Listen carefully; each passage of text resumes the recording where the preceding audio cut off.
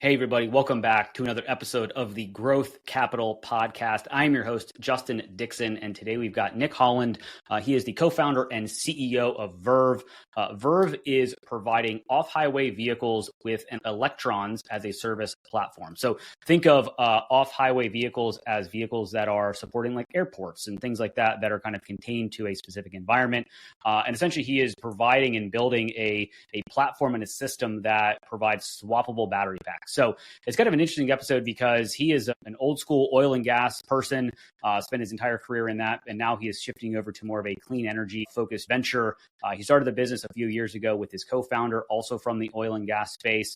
So we talk a lot about kind of their journey to where they are now. They're still in the very early stages. So the challenges of starting a hardware focused business, which is more capital intensive than a software business. So we talk about all of that, kind of how they're implementing AI into their hardware and platform. So it's a super fascinating episode, and I think we'll get a lot out of it. So let's get Nick on the pod. Interested in hearing conversations with private equity leaders, CEOs of private equity-backed companies, and startup entrepreneurs where they share their stories about their career journeys, starting, investing in, and scaling successful businesses, and the important role that having the right talent plays in building a successful business, then you are in the right place. Welcome back to another episode of the Growth Capital Podcast. Here's your host, Justin Dixon.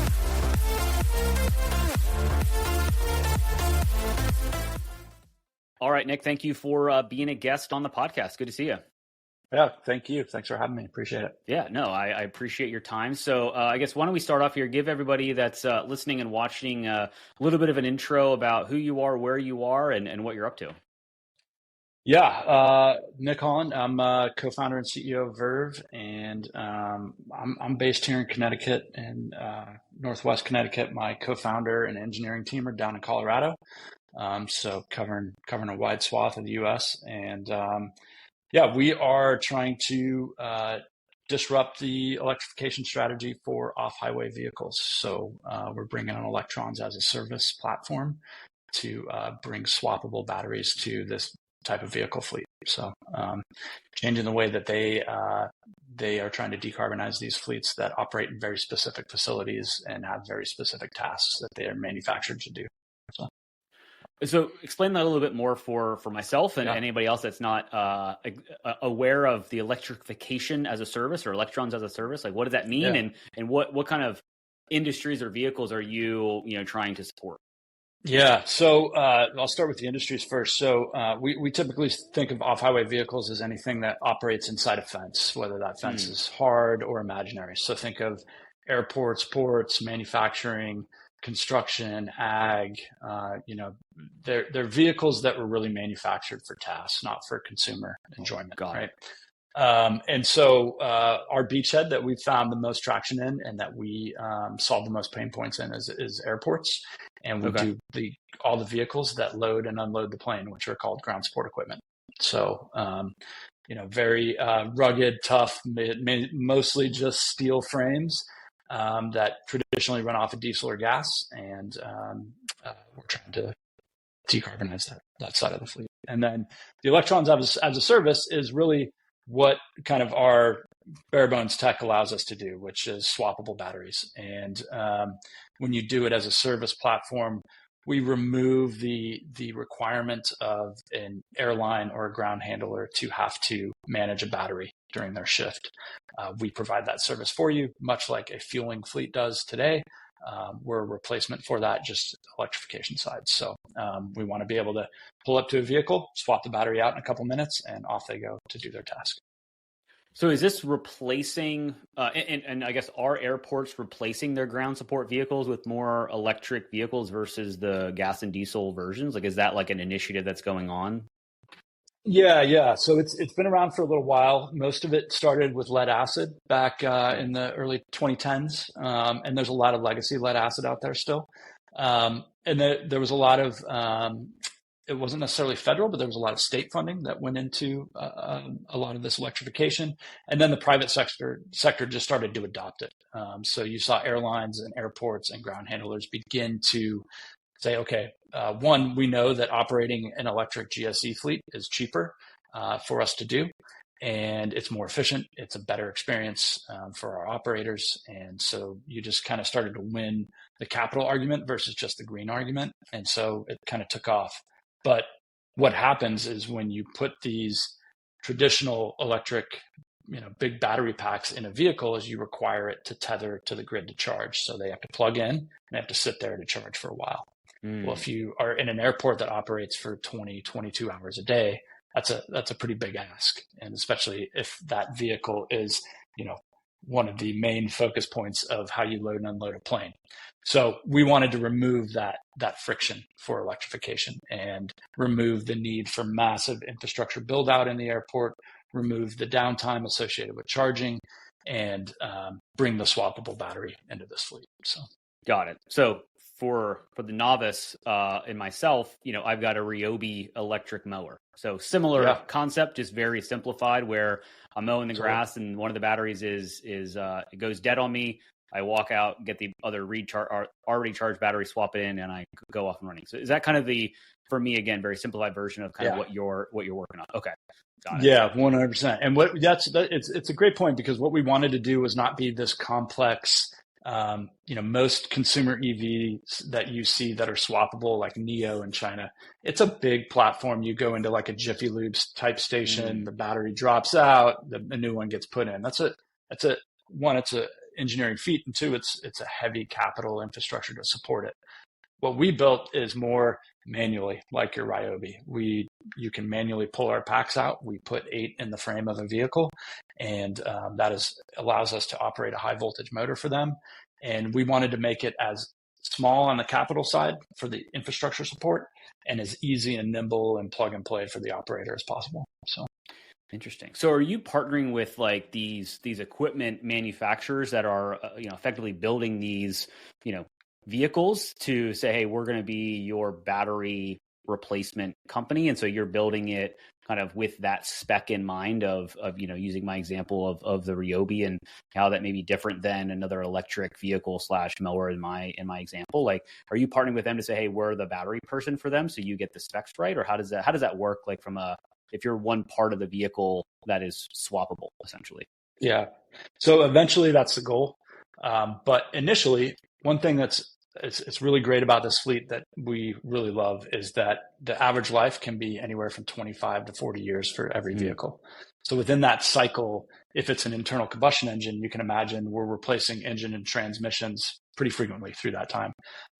People are trying to start to do a conversion within those vehicles. And so that's what we are going to take advantage of. We are going to create an inventory of vehicles that have now our power system, our partner's powertrain, so the electric motor and all the things that help operate the motor and communicate with the battery, and put those into converted fleets, begin to put those out to customers, and then bring back in inventory and just keep churning that while we go to market. That allows us to kind of have the freedom and less friction of getting to market within our, kind of our own skin, versus waiting for an OEM to say, okay, this is the new tech. We buy in, bring it into our facility, right? And I think it's a quicker validation for us to be able to put vehicles in the market, start getting customer confidence, and then have the OEM see us through that lens versus us knocking on their door. So, and then for the airport operators, you're hiring people to be on site to be this, swap service, because you're not essentially training the airport staff to swap this out. It's similar to like a fuel vehicle where they come out, that's their job, is to fuel this thing up. Your job is to swap out the batteries. So the only additional infrastructure that an airport would need is just a place to charge the batteries, right? Because you're still plugging into the grid. And so all you need is the battery packs. Is that right? Or am I thinking about it differently? No, I mean, it's a simplified version for sure. I mean, we put around, but you're right on track there. We call them little centralized charging hubs, and you can think of them as battery lockers. And whether they have 100 or 500 batteries in them, it depends on the scale of the airport and how the operations are spread out.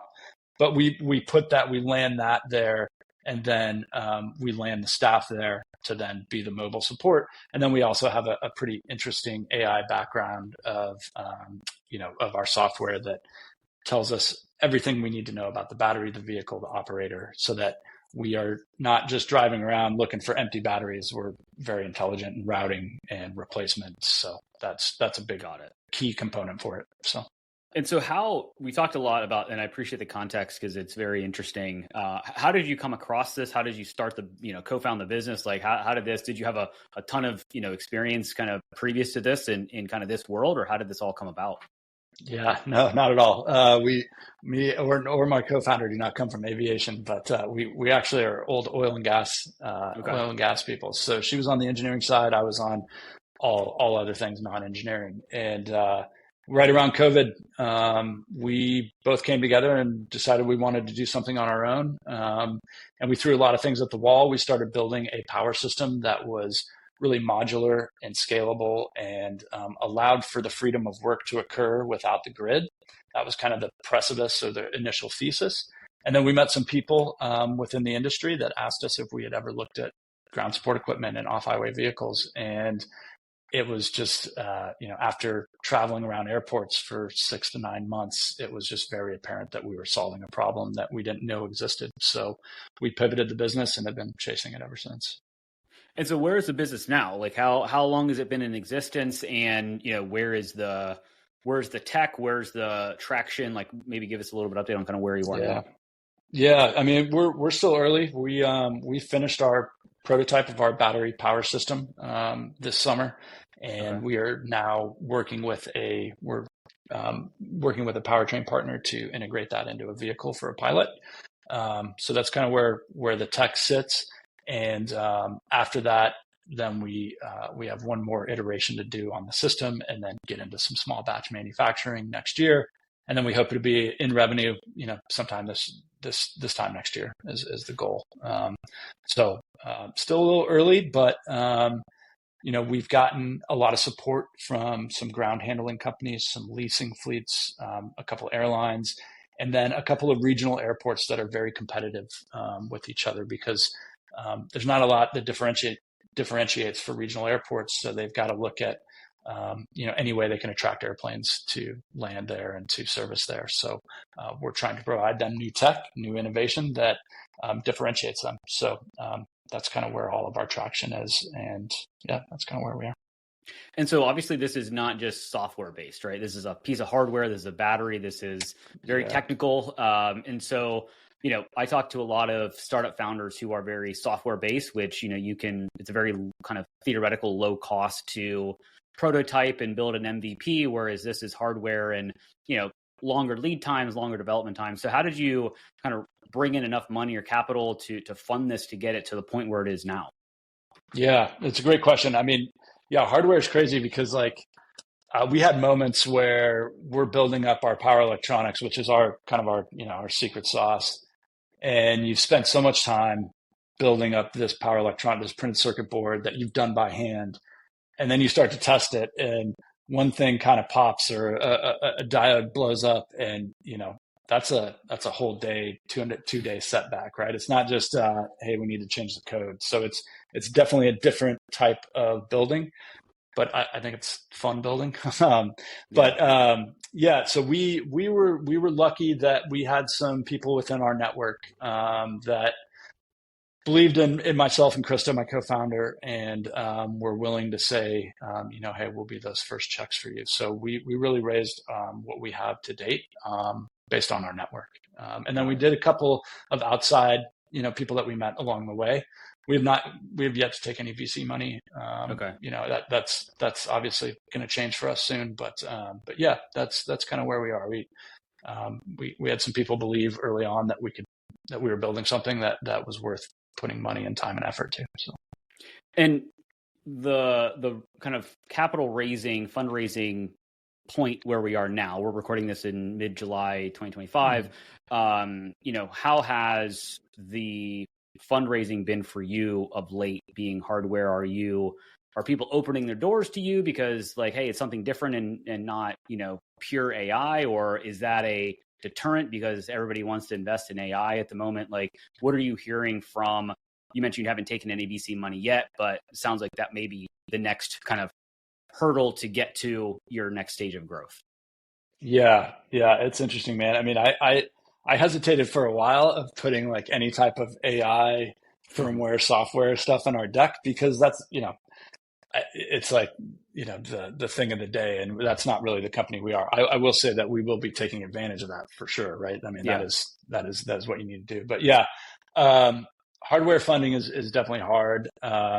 You take a list of 1,000 investors, you dwindle that down to 15, then you dwindle that down to 4, and Mm. those are the people that you're targeting. So it's not as the work of the diligence behind finding the people is the same, and doing your really focused campaign is the same as software, but the pool that you end up with is very small. So it's a little bit longer because they're such a smaller group. You don't get, I'm averaging like 4 or 5 calls a week right now, which is pretty good, I think. Yeah. But yeah, it's also, it's tough to really find people that want to bite hardware this early too, right? We're a little early for a lot of people. A lot of people would expect us to be in grant mode, but yeah, that's just not the route we took. And yeah, so it's definitely a different type of fundraise, but yeah, I think we're finally getting some of the right people in the room. We finally have dwindled down enough that we're starting to find people that have the risk tolerance for hardware and the longer time frame Yeah. for hardware. So Well, that was going to be one of my questions is like, it's typically a little bit of a longer horizon to see some return or even really see some traction with hardware, because you've got to invest the money up front and build it. To your point, you can't just fix the code in a few minutes. You've got to go back to the drawing board, so to speak, right? And yeah. it takes instead of days or hours, it takes weeks or months, right? So so your investor is, a lot of investors are more or more time sensitive. They want things to be done, and get a return faster. So I imagine it's a little bit different. And you actually brought up a good point that I was thinking about, because you're kind of working with infrastructure type organizations, right? Airports and things like that. There's got to be a lot of, or potentially or there was a lot of funding available from grants and governments and all that stuff based on a lot of their infrastructure legislation and things that they're trying to build out. Have you been able to take advantage, or could you take advantage of some of that stuff now?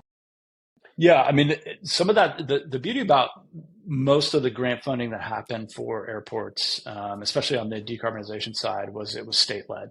And a lot of those states, just because the White House administration change didn't change their focus points. Okay. We actually didn't see, from a industry wide, I didn't see a lot of stoppage on the decarbonization efforts. I actually kind of saw maybe more of a ramp up of talk and willingness to do it. So it was kind of an interesting time, right, where people are getting funds pulled, but then this industry is still charging ahead. So I give credit to the aviation folks that are still charging forward, regardless of the of what's going on the federal side. But the interesting thing about the state grants is you need to be the operator, right? So you need to be the airport or the airline, and so when we get to those projects, that is definitely things we are going to take advantage of. I also one of the other reasons I really love this business is because we operate in these kind of siloed facilities with multiple customers in a facility, but they're kind of siloed. So you can imagine like project-based financing as asset-based financing is a little bit quicker to our needs. And, maybe we don't have the VC faucet on for so long and equity draw on our company for so long. And I guess what I'm trying to get is we're a little bit easier to get into other types of creative financing, even just debt. So I think there's a lot of things that you can do with this business that aren't just raise. So well, sometimes you get into that cycle, right? It's raise, burn, raise, burn. And so, you as one of the co-founders, if you're more on the business side, that's pretty much your job, is to go raise money, right? And I talked to a few founders where they feel like, they almost need to hire either somebody to raise money for them or somebody to actually execute the business, because, they're so focused on raising the next round and the next round. And so it's kind of interesting. So it sounds like you've got some different funding avenues outside of just the traditional VC funding that will give you some more control and maybe less kind of oversight in your business, so you can kind of take the path that you want to take. Where do you see this kind of going? Like, what's like the, if you raise money or whatever you're going to do in the next kind of little bit to bring some capital into the business, where will that get you? Like, what's the next milestone for you and the company? Yeah, I mean, obviously getting our vehicles out into play and showing the world that we can do what we say we can do, and that we've been, beating our chests about for the last year and a half. But that's the big one. So, putting pilots into play this fall, this winter, showing that we built a better product and that's more flexible and more nimble and actually has a lower capital and OpEx. And then from that, gaining operating contracts that will take us into the summer that we can start deploying this, a year from now. So that's kind of the goal.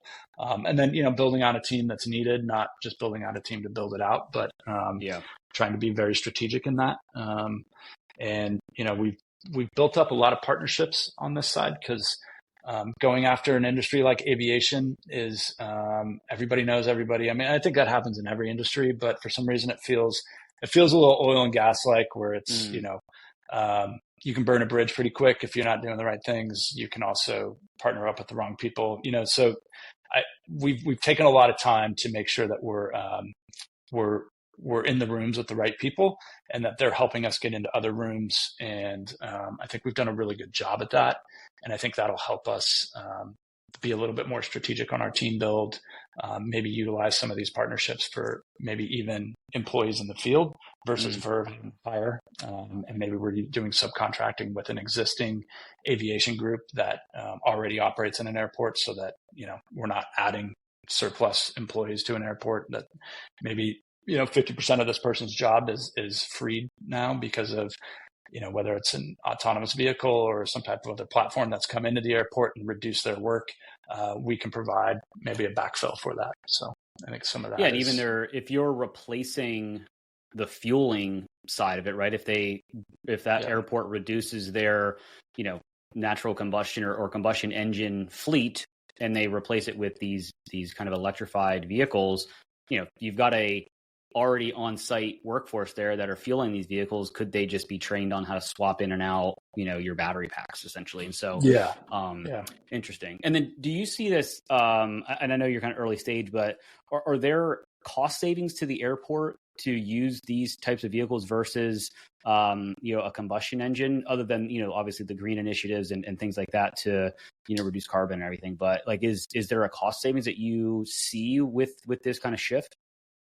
Yeah, 100%. I mean, and it's mostly, the operational cost savings mostly come from the airline and the ground handler. Airports, especially in North America, are just landlords. And then they set up a facility and you rent all the benefits that facility offers. And you're starting to see some privatization of that, where companies in the EU and Australia and Asian Pacific will buy airports and, start to see that they can become profit centers. And so there's a little bit of that going on in the industry, but most of it is airports are landlords, and then the airlines and ground handlers are the operational, they bear the burden of that. So, but yes, 100%. The thing that we wanted to do on the outset was, we are a green solution, 100%, but we wanted to be a cost solution. We wanted to come out of the gates either at or below what it costs you today to operate your diesel or gas or propane based vehicle, and even your traditional electric. And one way you do that is you offer it as a service. So then we reduce capital up front because we're getting that long tail of revenue, right? We have a longer time shelf life to regain our capital output. And so that's part of it. We reduce the capital to electrification. And then just an electric, powertrain is obviously less expensive to run from a maintenance side. Electricity is cheaper than gas. And so all of that comes into play. But the big piece, the big differential for us is providing this as a service and being able to drop that CapEx anywhere from 60 to 100%, depending on the contract. So that's the big piece. And when you're in these low margin businesses, like airlines are super low margin. Ground handlers, super low margin. But they're making a lot of money. There's not a big differential there between profit and expense. So giving them capital relief and putting that directly on an OpEx line, I think is a differentiator for them. And I think it helps us differentiate ourselves against the traditional battery. Nice. Well, we have to talk about AI, and you kind of brought it up a little bit earlier in your software. So, to your point about capital raising, everybody and their brother, is putting AI into their name or into their product, even if it's not quote unquote AI. It's a chatbot or something like that. So it sounds like you have some interesting kind of ability to track the battery, usage and power and where it is, and kind of almost, alert somebody that, hey, this vehicle is going to need a battery in the next 2 hours or hour or whatever the case is. So how are you kind of implementing it into the software side so that it is, so that you can talk about it as being an AI, platform, but maybe not over exaggerating it as far as that goes? Yeah. No, I think it's like an updated version of a telematics system. So a telematics system goes in a vehicle, tells you, 150 points of data, and maybe 5 of those are useful to any fleet operator. But there's a ton of stuff that you can pull. When you do that for a battery system that's swappable, where we have individual packs all over a facility, each pack has to talk to either when they're on the vehicle to our backplane, which then talks to the cloud, or when they're in our centralized hub. And so those packs have to have their own intelligence level of communication. And so that's part of what we've integrated into them. And then from that, you can take all of that data, whether it's state of charge, health, any kind of errors that are going on, heat, depth of discharge, or anything that you can imagine that you can pull from a battery pack itself, putting that out onto a system that then takes that data, quickly converts that into usable data for somebody that's running a swappable power system. That's kind of the AI stuff that we'd like to use. And then I think the other side that I've seen that we don't have integrated into what we're doing yet, but is the routing of that. So you can imagine an airport is a very big moving target, right? You set off at 8 a.m. or 5 a.m. and there's 20 flights coming in at XYZ times, and then one flight is late and all of that is disrupted. So then how do you change your game right away to allow yourself to go and service those vehicles, to know that, okay, now we've got 10 turnarounds in this area instead of 5. We're going to need to swap batteries in the next 25 minutes or 35 minutes. And I think you got to start tracking that over time, and then applying some type of AI mechanism that can begin to see the signals and start to understand how that facility operates, which then will smooth out the operating friction over time. It's nothing that I think you layer in day one. I think day 365 or day 400, it becomes a really intelligent way to map where the batteries go, but also it helps to map where the ground support equipment goes for the planes that are arriving or departing. So, I won't say we have all of that figured out by any means, but that's where I see it going is how do you layer that on top and provide that intelligence? So. Yeah, you got to have good data going into the algorithm to get usable data coming out, right? So to your point, not going all in on it day one, letting it kind of work out the kinks, and then once you have a trustable data set, then you start to leverage it. I do wish that would be applied more regularly. I don't know how many times, I don't fly a lot, but when I do, you ever get we landed early, and then for whatever reason, you get there and there's like no gates, and I'm like, how do you not radio ahead that we're going to be 10 minutes early, and then we get a guy? Right. I just don't understand it. I know there's more to it that goes into just saying, hey, we're going to be a few minutes early, can you get me a gate? But it's always frustrating when it's like, hey, we made up some time in the air, but bad news is now we got to sit here for 45 minutes. Now we're going to sit. Yeah. That's right.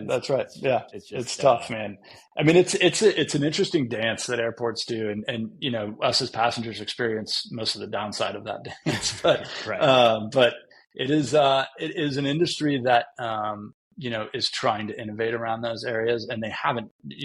There's a lot of companies, a lot of startups that are trying to do that, and there's a lot of places that still run on Excel spreadsheets and paper coupons. So it's a place that is ripe for innovation, and I think they're at this point where they're very problem aware. They're becoming more solution aware and are starting to implement. So. Yeah, well, that's good. Better late than never, I guess. Yeah, right. That's right.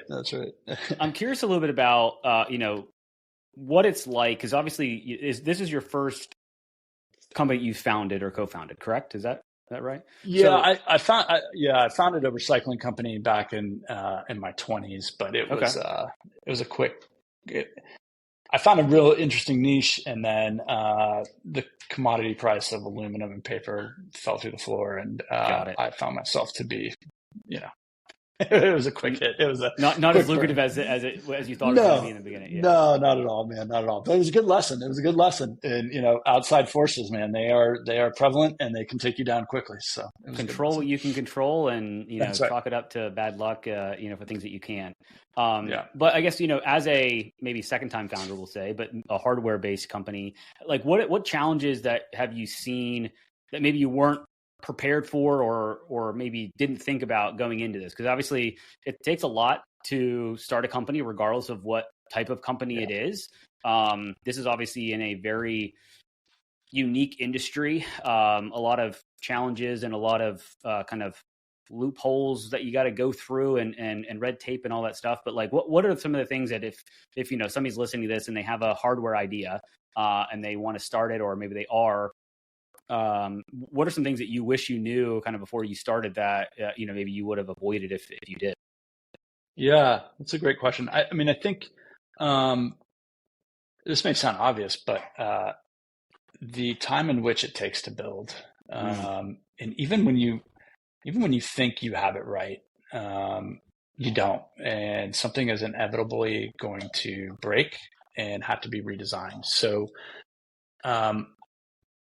over-promising and under-delivering on those timeframes was something that I think we still struggle with a little bit, not as much because we're not under a customer gun yet, but we are under investment gun, and not hitting dates even early on is something that drives me crazy, right? As a co-founder, I don't like to not deliver on something that we promised. So, but you've got to bake in time for stuff to go wrong. And when, like we said earlier, when hardware goes wrong, it's not a nighttime fix. It could be a week, it could be a month. So I think that's a big one. And the other one is just be patient when you're raising. I learned right away that this was going to be a very hard business to fund. And you just got to stay in the fight, man. I've gotten punched down more than I've stayed up in this game so far for this company. But, I think we keep showing up and we keep having the conversations. We keep trying to gain these customers' confidence and, again, control what you can control. Right. But you gotta make sure that you have time for that. Time is the biggest enemy for funding. Time is the biggest enemy for building products. So, bake in extra time. If you're building hardware, make sure if you think it's going to be a year, maybe plan for 2 years. Yeah. I mean, I don't know how many people I've talked to that it's like, I talked to 100 VCs or private equity groups, but then the next one was the one, right? So it's like sales, anything in sales. It's like, every no is you get closer to a yes kind of thing. And, it can hurt every time because it's your baby, right? You've built this thing, you've got this idea, theoretically, it'll work and it'll be a game changer, but it's like somebody calling your kid ugly, right? It's like, it hurts every time that you do that. Yeah. And it's funny because, it's never anything personal. Right. And, but to you, but to you, it can feel like that. And so, VCs, private equity, whoever you're talking to, they are in the business of giving money. They want to give money, right? That's their business. You just have to convince them that you're the one that deserves their money. And, it's nothing ever personal, but man, sometimes you're like, oh, that one felt a little harder than it needed to be. So, but you just got to keep going, man. I mean, like you said, the next one might be the yes you've been waiting for. So you got to keep going. Yeah, it is an interesting concept to think about that. You're exactly right. Private equity and VC groups, they're in business to give you money, right? Because they want to make that's the only way they make a return is to deploy that capital. And, once people start to realize that, I've had a few startup founders who are yeah, once I realized that their job is to give me money or give somebody money to build a business that will hopefully then, have a multiple on that, you realize well, if that one wasn't the right one, maybe it's the next one, right? So it's just that you got to keep that kind of keep moving forward mindset. I guess to think about the future, we talked a little bit about it already, but over the next 12 months, if we jumped on a podcast 12 months from now, what's the one or two things that you would love to have happen in the next 12 months to then that podcast to be something, really exciting to talk about? Yeah. I mean, obviously we'd love to, have some long-term contracts in place, right? So then we have survivability and something that people can back up on with funding. But I think more importantly is we have created a product that can be, what our goal is to have very repeatable manufacturing that can be done here in the States minus some of the components that we have to get from elsewhere because we're not doing it here yet. We're creating a few jobs and we're building something that where we believe we are today, even now, has momentum to get really big really soon. I think my co-founder and Krista and I always talk about, we just feel like we're on the fence, right? Like we're just right there. And the fence always moves. It's never static. But I think for us, that next fence is a year from now that we are about to scale. We have a couple of airports that are functioning with our equipment, and we are starting to look at the other industries that we believe our stuff can go into. So awesome. Yeah, that would be where we'd like to be. Very cool. Well, that sounds like fairly lofty but achievable goals to kind of baby step into the process, right? So it is kind of frustrating when you feel like, man, just one domino fell, like everything else would just cascade, and sometimes it's a very, very big domino that you've got to put a lot of force and effort into to push it over. But once it does, that's right. Then you gotta be ready for that cascade, right? Then you got to be ready for the scale, and that's sometimes when you need partners and money and all the other stuff. So 100%. And I agree, it's lofty, right? And then I always go back to, well, how did two oil and gas people decide to get into batteries for ground support equipment? And we've been lofty from day one, and but yeah, man, I don't know. I think that's what the fun of entrepreneurship is, and trying to build something that doesn't exist yet today. It's not easy, and you got to be kind of big dreams. So, well, and it's one of those things where if you don't have to be an expert in something to be good at it, right, and to be the first mover, you're gonna ask questions that maybe somebody that's in this space wouldn't ask because maybe they think it's obvious or something, and that unlocks something for you, right? So sometimes it is good to have an outsider's perspective on something, which is also why when you're building things like this, have advisors that are in the industry, so they know kind of the what exactly to do in certain circumstances, but somebody that's from a different industry like oil and gas, which is kind of like the exact opposite from an ethos perspective, is maybe you come at it from a different angle, and so that can be very useful essentially. So I mean, it's funny because I love the when somebody tells you that's been in an industry, and regardless of what industry we're in, is that won't work. Yeah, that's like the beauty. That I love when somebody says that, because then it's just it's a matter of, that's the person I want to convince that actually it will work, and and this is a better solution. Yeah. No, totally makes sense. And I think what you're doing is pretty sweet and pretty awesome. And hopefully it works out. And, maybe we will jump on a podcast a year from now, and we'll have, that'd be great. We'll cheer some champagne, and all things will be good to go. Love that. But Nick, man, appreciate the time. I want to end this episode with a 3-pack of questions that I ask every guest. So first question here is, what's an influential book or maybe a podcast that you found helpful or that you would want to recommend to the audience? Yeah, I'll do a podcast and a book. I mean, I don't know if you ever listened to Jim Rome back in the day. He's a sports guy. But when he turned 50, he decided he wanted to reinvent himself and go after bigger and better things. And he started doing this Reinvention Project podcast. And he brings on some really interesting people that have gone through some serious tough times and have come out the other side, or that are, motivational guys like, the David Goggins of the world. But Right. I think he doesn't do it very much. Like it's one every couple months. So it's not, in your face all the time. But the conversations are really good. And I always walk away with maybe one or two things that I try to implement. So I'd recommend that one Cool. just for growth. And then on the other side of that is Atomic Habits, pretty popular book, but I loved it, man. I don't pretend that I implemented all of the things from that book, but it made me see some of the things that I waste time on, and maybe caring about the things that don't really matter, and trying to reverse my daily flow. So I think both of those things have been helpful for me over the last few years. Yeah, I read Atomic Habits a long time ago, and it's one of those books where it's like every year or two you should just reread it because you inevitably fall off the wagon, right? As they say. So, it's always helpful as a refresher. It's not a long book. It's a pretty easy read. And a lot of it is somewhat obvious, right? Like there's a lot of, and that's a lot of business books. It's like, oh yeah, I should do that. But like it just hits sometimes a certain way. And it's like, oh yeah, that does make sense. And you kind of catch yourself doing things that you probably shouldn't do and not focusing on the things that you should be. So definitely recommend 100%. That for sure. All right. Second question here. What's your favorite thing to do outside of the office?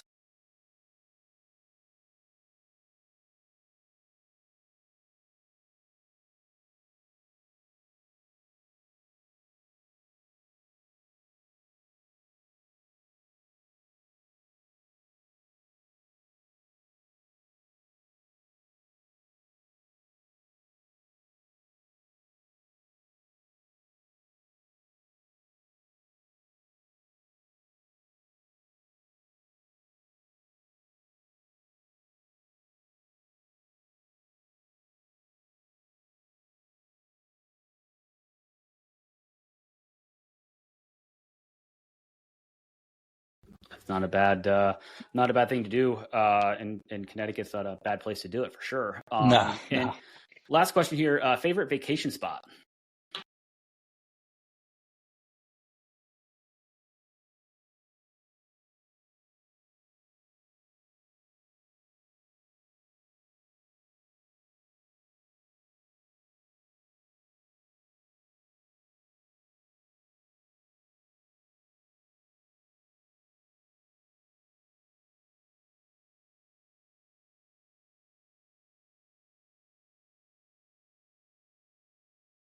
That's why you fell into airport ground battery swapping industry, right? You just love being at the airport. So why not spend your work hours focused on the airports as well? So. No, Nick, man, it's been really cool to chat. I really appreciate you sharing your story and everything. And if people want to get in touch with you, what's the best way to reach out and connect, whether it's to talk about your business, to learn about your journey or anything?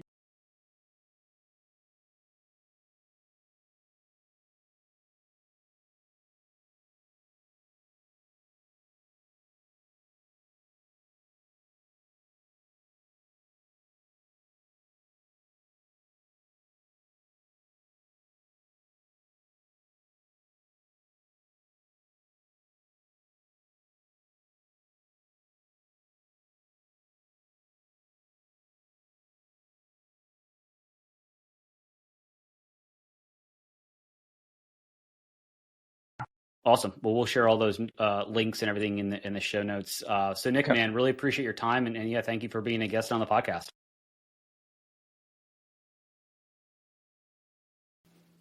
I hope you found at least one actionable insight from this episode of the Growth Capital Podcast, your one-stop shop for insights from private equity leaders, CEOs, and startup entrepreneurs on starting, investing in, and scaling successful businesses, as well as the role having the right talent plays in growing a successful business. It would be greatly appreciated if you would rate and review this podcast. And if you're watching on YouTube, please like and subscribe and drop us a comment so we can expand the audience of this podcast. Thank you for all your support, and don't forget about upcoming episodes dropping every Tuesday.